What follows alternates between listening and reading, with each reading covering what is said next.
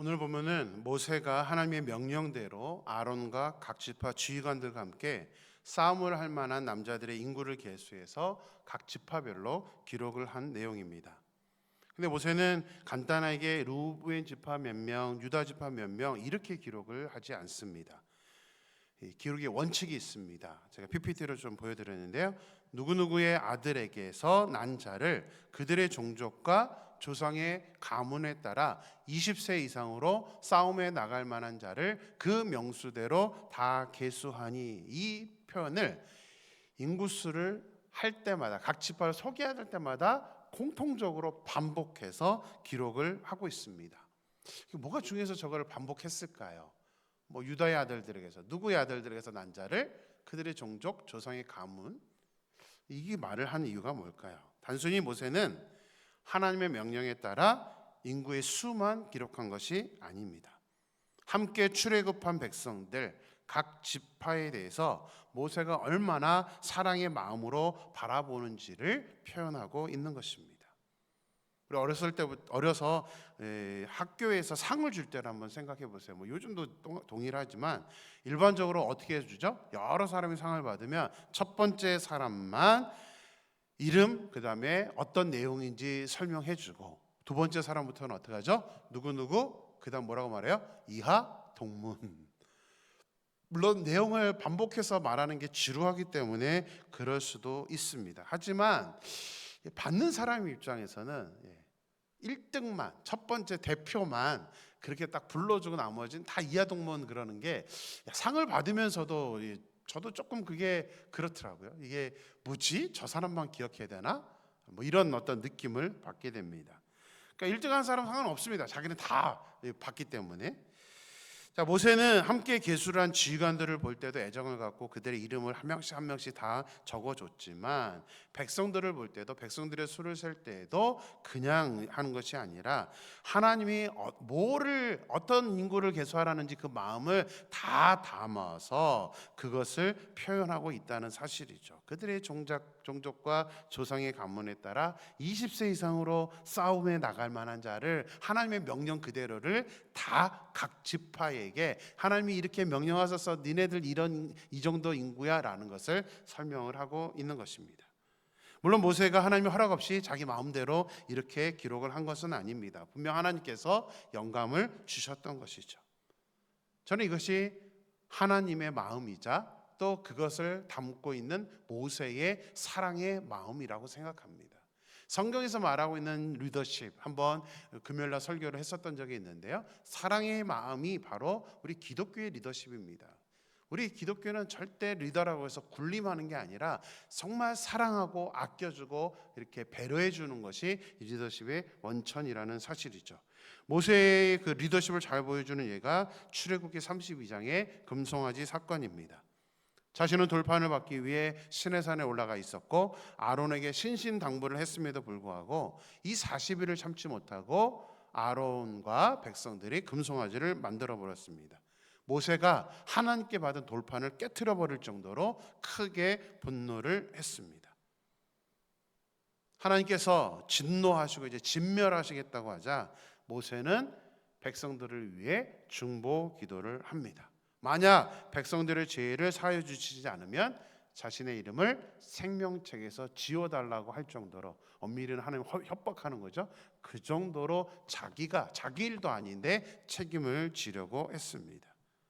모세는 철저하게 군림하는 지도자가 아니라 백성들을 사랑하는 그 사랑의 마음을 가졌던, 그래서 자신의 생명, 자신의 영혼까지도 포기할 정도로 백성들을 사랑했던, 섬겼던 지도자였습니다. 당연히 말씀을 묵상하면서 가장 먼저 제 자신의 모습을 돌아보게 됩니다.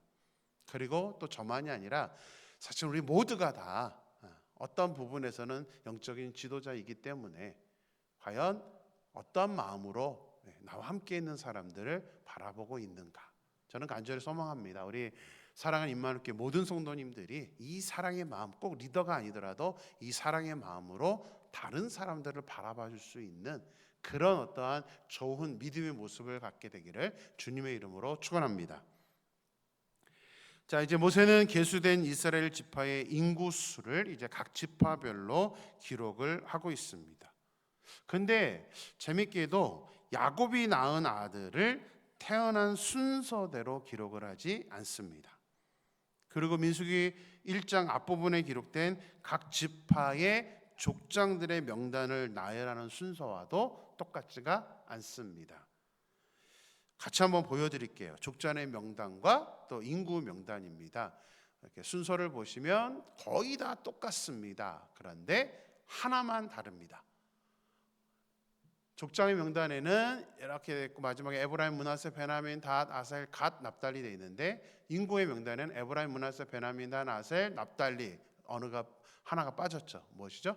갓. 갓 지파가 르우벤, 시므온, 갓으로 변경이 되게 됩니다. 위치가 바뀌어지죠.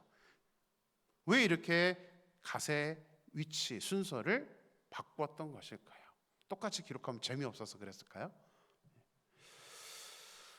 하나님은 각 지파의 인구를 계수하라고 명령하셨을 때 종족과 가문에 따라 하라고 말씀하셨습니다.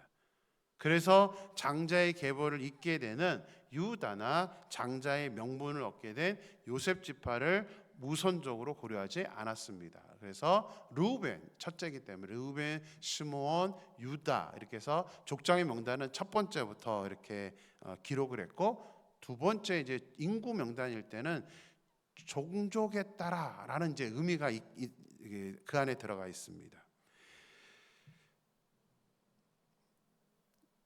12지파를 이룰 때 요셉의 이름이 아니라 장자의 명분인 기업을 축복으로 받게 되어서 이제 두 아들은 에브라임과 므낫세가 지파를 이뤘기 때문에 두 사람의 이름과 요셉의 동생 베냐민 지파의 명단을 기록했습니다. 그리고 유다를 처음에 기록하지 않고 레아가 낳은 아들인 르우벤부터 하죠. 기준은 어머니입니다. 어머니를 기준으로 해서 이렇게 기록을 했습니다. 그런데 처음 요셉의 자손을 기록할 때는 므낫세가 장자임에도 불구하고 에브라임 지파를 먼저 기록을 했습니다.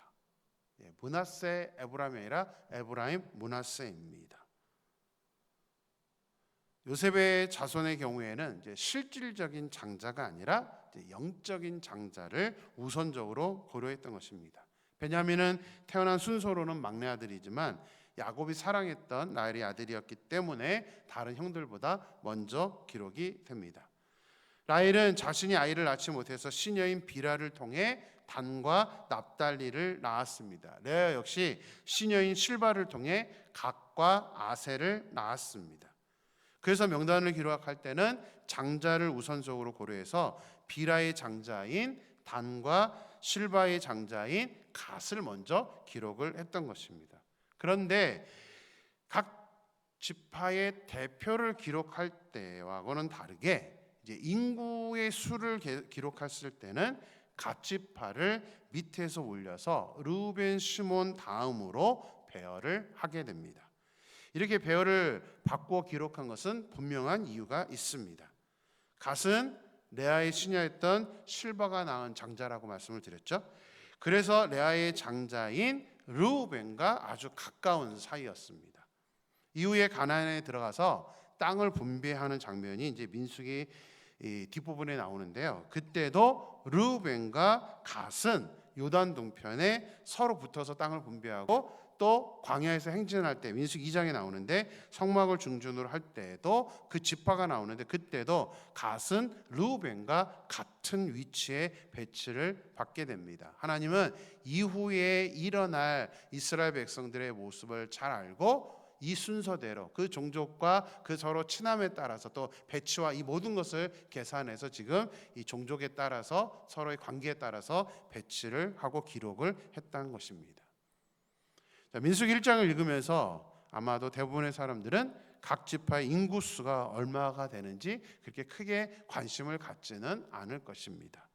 하지만 또 중요한 의미가 있어서 그냥 간단하게만 제가 표로 준비를 했습니다. 르우벤 지파는 46,500명, 시몬 지파는 59,300명, 유다 지파는 74,600명, 이사갈 지파는 54,400명, 스불론 지파는 57,400명, 에브라임은 45,000명, 므낫세는 32,200명, 베냐민은 35,400명, 단은 62,700명, 아셀은 41,500명, 갓은 45,650, 마지막 납달리는 54,400명이었습니다.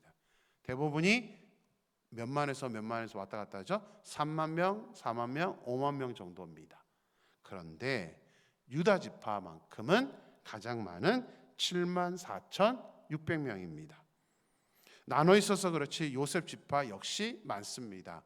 에브라임과 므낫세를 합하면 72,700명입니다. 다른 지파들보다 유다 지파와 요셉 지파는 두드러지게 인구가 많았던 것입니다.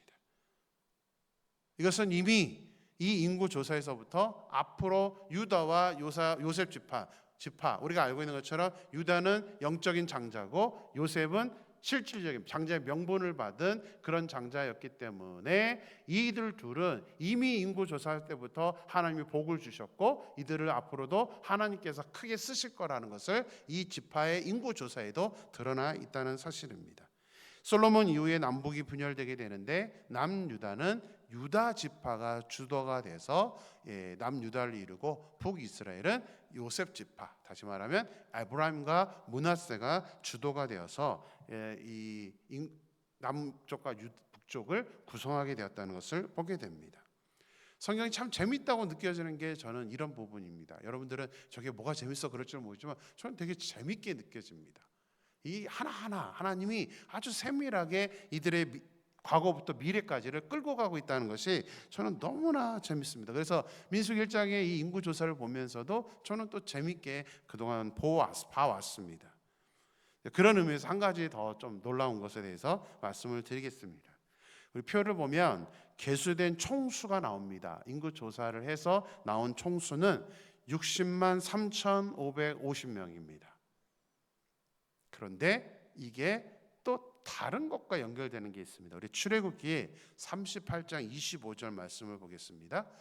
출애굽기 38장 25절입니다. 계수된 회중이 드린 은은 성소의 세겔로 100달란트와 1775세겔이니 이것만 보면 그냥 그렇게 드렸구나라고 이해하고 넘어갑니다.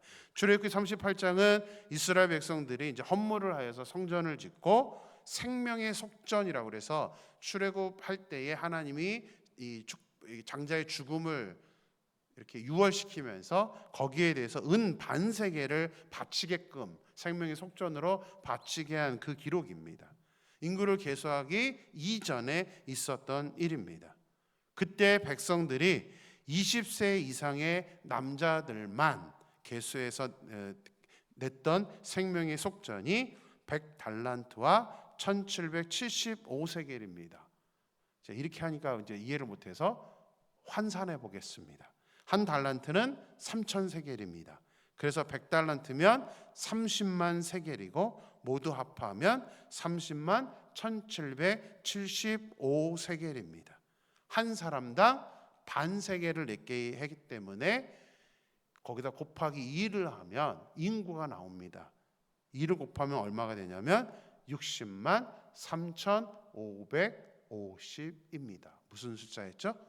인구 조사의 숫자와 똑같습니다. 모든 이스라엘 백성들이 하나님의 명령대로 생명의 속전 반세겔씩을 냈고 이게 사실 인구 조사 한 달 전쯤에 있었던 일입니다. 그 한 달 동안에 정확하게 계수했더니 정확하게 그 인구였습니다. 이 한 달 동안 아무런 일도 일어나지 않고 이렇게 정확하게 성경에 기록되었다는 사실입니다. 출애굽기 38장 26절을 보겠습니다. 계수된 자가 20세 이상으로 60만 3,550명인즉 성소의 세겔로 각 사람에게 은 한 배가 곧 반세겔씩이라. 출애굽기에서 이미 말을 해놨죠. 60만 3,550명. 그리고 인구 조사를 했더니 정확하게 그 숫자였습니다. 성경은 알면 알수록 참 재미있습니다. 이 성경이 다 이렇게 정확하게 맞아 들어간다는 게 저는 참 신기하고도 재밌습니다. 특히 미래에 일어날 일에 대해서 하나님께서 다 알고 계셨기 때문에 이렇게 세밀하고도 오묘하게 정확하게 기록을 해 주신 것을 보면 결국 이 역사의 주인공이, 이 역사의 주관자가 바로 우리 하나님이라는 것을 명백하게 이런 구절들을 통해서 우리가 깨달을 수 있다는 사실이죠. 역사의 주관자이신 하나님은 이 이스라엘만이 아니라 우리 한 사람 한 사람의 미래, 우리 한 사람 한 사람에 대해서도 너무나 명확하게 알고 계시고 우리와 함께 하신다는 사실입니다. 그래서 말씀을 묵상하면서 예수 이름 높이세라는 찬양이 생각이 나서 이 곡을 선곡했습니다. 나의 계획이 실패하고 나의 소망이 끊어질 때 삶의 주관자 되신 그분 앞에 나의 무릎을 꿇어 경배하네. 나의 삶을 그분께 맡길 때 비로소 나의 마음 평안해. 구원의 반석 대신 예수 이름을 소리 높여 찬송하네. 예수 이름 높이세. 능력의 그 이름, 예수 이름 높이세. 구원의 그 이름, 예수 이름을 부르는 자, 예수 이름을 믿는 자, 예수 이름 앞에 나오는 자 복이 있도다. 이 찬양의 고백처럼 우리의 삶의 주관자 되신, 역사의 주관자 되신 그 하나님을 우리가 온전히 의지하고 그 이름 앞에 나와 그 예수님으로 말미암아 복을 받을 수 있는 그런 저와 여러분이 되기를 주님의 이름으로 간절히 축원합니다. 기도하겠습니다. 하나님 감사합니다. 오늘도 새날을 주시고 말씀으로 함께 하심에 감사합니다. 하나님, 모세가 12족장의 이름도 아주 자세하게 기록을 했지만 또 인구를 계수할 때도 하나님이 명령하신 그 문구를 각 지파를 소개할 때 동일하게 쓰면서 각 지파들도 사랑의 마음으로 그들을 바라보고 있는 그 모세의 마음을 오늘 우리가 본문을 통해서 깨닫게 됩니다. 하나님, 성경의 리더십은 하나님의 리더십도 마찬가지지만 하나님, 누군가를 군림하고 그 위에 있는 것이 아니라 이렇게 사랑으로 감싸주고 사랑으로 그들의 어떤 모습들에 대해서 관심을 갖고 있는 것이 하나님이 말씀하신 리더십임을 보게 됩니다. 모세는 그런 하나님의 마음을 닮았기 때문에 하나님 중보하고 백성들 자기의 생명을 잃어가면서까지도 백성들이 중보했던 그런 지도자였습니다. 하나님, 부족한 종과 우리 임마누엘교회 모든 중직자, 재직자들, 또 하나님 모든 성도님들,